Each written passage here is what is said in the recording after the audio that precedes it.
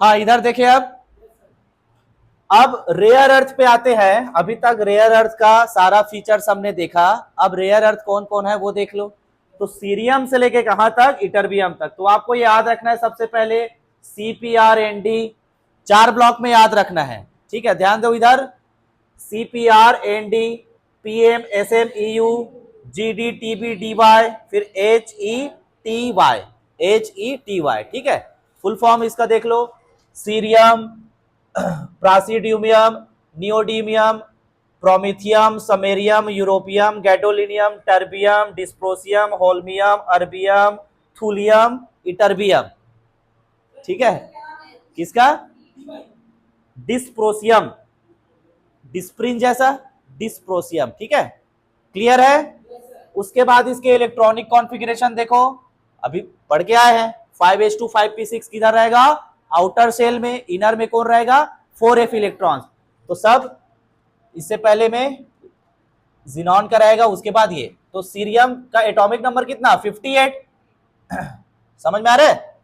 4f1, फिर इसके लिए पीआर के लिए 4f2, एनडी नियोडियम के लिए 4f3, ऐसे। क्लियर है? ये तो फुलफिल हो गया ना, H2 और P6।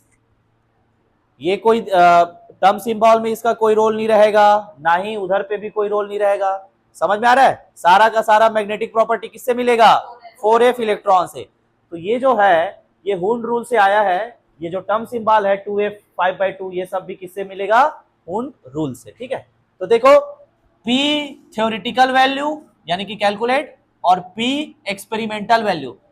तो देखो तो सीरियम का कैसा दिख रहा है? से लगभग बराबर है कि नहीं? 2.54 से 2.4 लिख सकते हैं इसको। ये देखो 3.58, ये कितना है? 3.5, 3.62, 3.5। और एक क्या था? समेरियम का था डिफरेंट वाला, 0.84, और इधर क्या था? 1.5 था, ठीक। और यूरोपियम का था एक्सेप्शनल केस में 0 और 3.4। तो ये बता दिया था, due to contribution of excited states, ठीक है, इस वजह से करके। बाकी सब देख लो सेम सेम है लगभग, है कि नहीं है?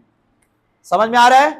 तो ये टर्म सिंबल कैसे मिला होगा? ये टर्म सिंबल किसी को निकालने आ जाएगा, कैलकुलेट करने आ जाएगा term symbol?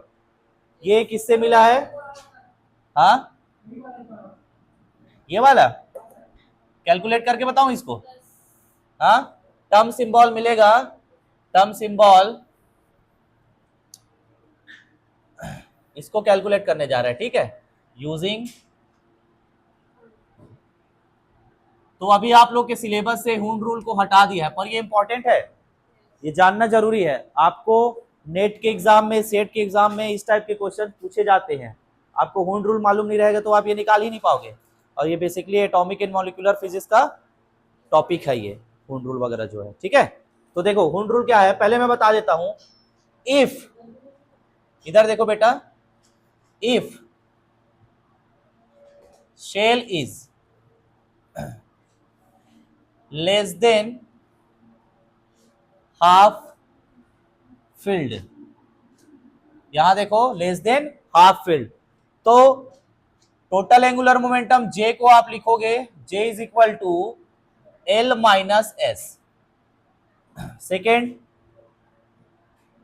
Half filled, if shell is half filled, तो J की वैल्यू क्या होगी? J is equal to S. यहां पर L की वैल्यू क्या हो जाता है? 0 हो जाता है, ठीक है। तीसरा देखेंगे, मोर देन, यही होगा कि नहीं होगा? Third, more than half field, L plus S, ठीक है। यहां तक क्लियर है सभी को? ठीक है। तो अब हम जो है